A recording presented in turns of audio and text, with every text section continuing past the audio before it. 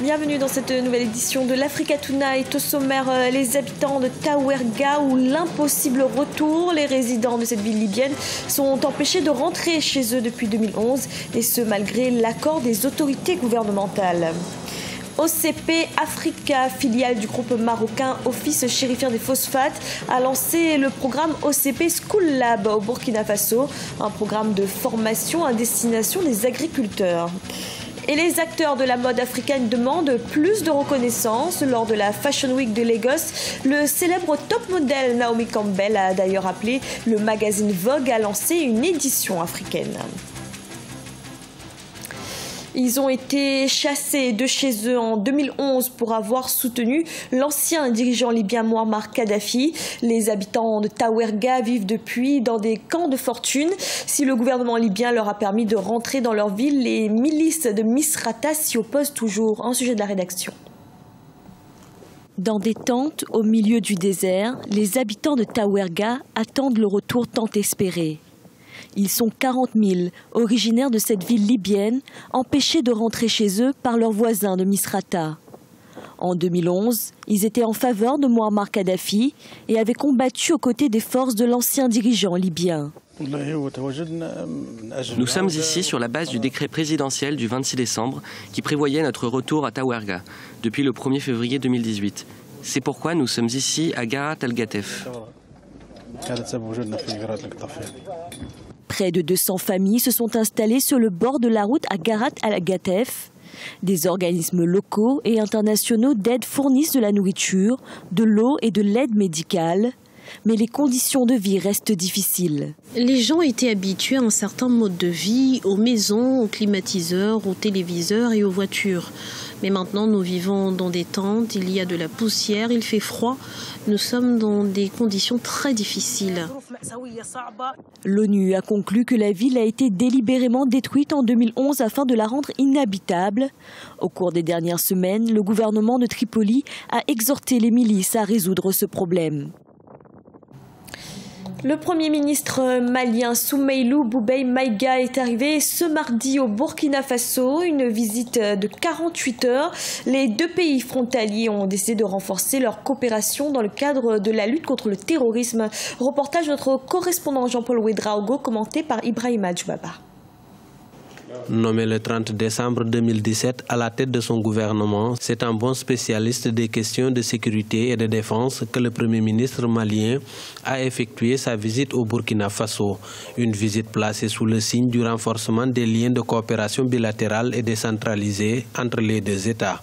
Nous avons estimé qu'il était absolument important que nous puissions relancer tous les mécanismes de coopération que nous avons au niveau transfrontalier d'abord, au niveau de nos régions, non seulement au niveau des appareils administratifs et étatiques, mais même au niveau des organisations de la société civile, au niveau des élus locaux, pour que nous ne puissions pas laisser aucun espace libre pour tous les éléments qui veulent amener la déstabilisation dans nos pays.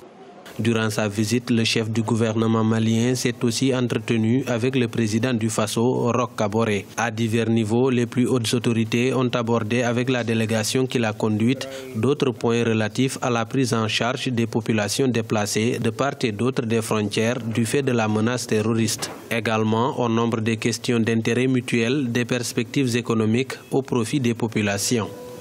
Au-delà donc du renforcement donc, de la communication et de la coopération entre nos gouvernements au niveau sur le plan bilatéral, et comme je te l'ai dit, cela vient donc s'ajouter à ce qui existe au niveau sous-régional. Comme vous le savez, nous travaillons tous au sein du G5 Sahel, nous sommes tous membres de l'Union économique et monétaire ouest-africaine, nous sommes tous membres de la CEDEAO. Alors ce que nous faisons ne fait que renforcer ces organisations sous-régionales-là.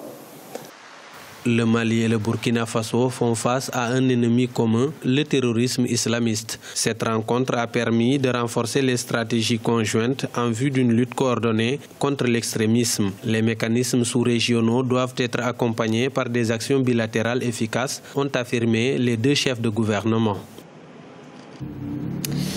C'est un programme de formation unique en son genre. L'OCP School Lab a été lancé au Burkina Faso, une structure d'OCP Africa, filiale du groupe marocain Office chérifien des phosphates. Le programme vise à terme à former 2000 agriculteurs dans l'objectif d'augmenter leur rendement. Reportage de notre correspondant Jean-Paul Ouedraogo.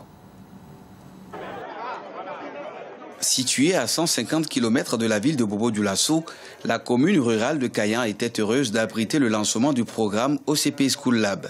Une trentaine d'agriculteurs identifiés en amont a pu prendre part à une session de formation et de démonstration. L'objectif de cette école itinérante est de générer davantage de revenus pour les producteurs de la localité. Kayan, en effet, a vu sa production maïsicole doubler ces dernières années.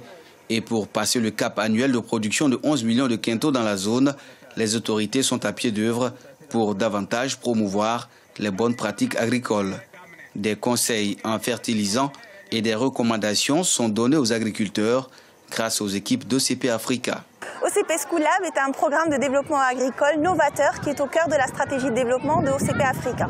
C'est un puissant levier de sensibilisation des fermiers visant l'augmentation des rendements agricoles grâce à une fertilisation raisonnée. OCP School Lab est conduit sous la forme d'une caravane sillonnant les régions reculées qui va à la rencontre des fermiers en proposant une offre de services intégrée. L'agriculture burkinabé, malgré les progrès réalisés au cours des dernières années, souffre d'une faible productivité en raison de plusieurs facteurs défavorables. Aléas climatiques, baisse de fertilité des sols, insuffisance de formation des acteurs entre autres. Pour les producteurs bénéficiaires du programme, cette école itinérante est novatrice et nul doute qu'elle leur permettra d'atteindre des productions records. Nous avons pu échanger autour de nos pratiques agricoles. Il s'est agi de savoir comment utiliser les engrais pour pouvoir accroître nos récoltes. L'équipe m'a recommandé une meilleure utilisation de l'engrais et je pense qu'à l'issue de cet entretien, je pourrai mieux produire. Bon, leur façon de travailler là, vraiment ça nous donne le courage même d'améliorer plus que nous faisons la passée. Donc ce que nous faisons là, vraiment ça ne nous donne pas beaucoup de production, mais ce que là, si tu continues à faire ça, je vois que tu vas avoir quelque chose. Fruit de la coopération entre la firme marocaine OCP Group et le Burkina Faso, le programme OCP School Lab va durer 2 mois au total et s'étendra à d'autres localités. 2000 agriculteurs auront accès au support pédagogique, tandis que 600 d'entre eux bénéficient de recommandations fondées sur l'usage d'engrais. La Fashion Week s'est achevée à Lagos, une 11e édition qui a permis une fois encore de mettre en lumière les créateurs du continent, mais qui a aussi été marquée par la présence de Naomi Campbell. Le célèbre top modèle a d'ailleurs appelé à la création d'un Vogue africain, sujet de la rédaction. Naomi Campbell veut un Vogue Afrique.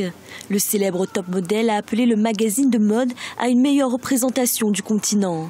Vogue, qui poursuit le développement de ses offres internationales, n'a toujours pas d'édition africaine. L'Afrique n'a jamais eu l'occasion d'être représentée.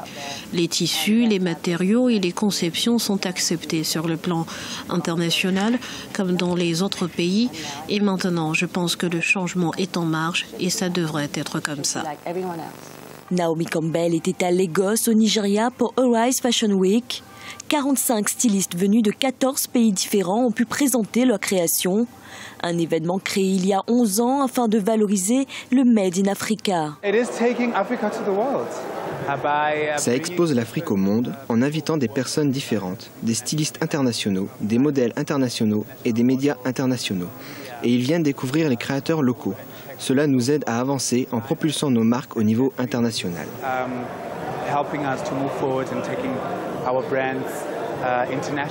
Vogue a sorti sa version arabe en 2017, mais le magazine reste toujours très critiqué pour ne pas laisser assez de place à la diversité. Ce journal a été réalisé par l'ensemble de la rédaction. Merci de l'avoir suivi. Retrouvez dans un instant une nouvelle édition de l'information.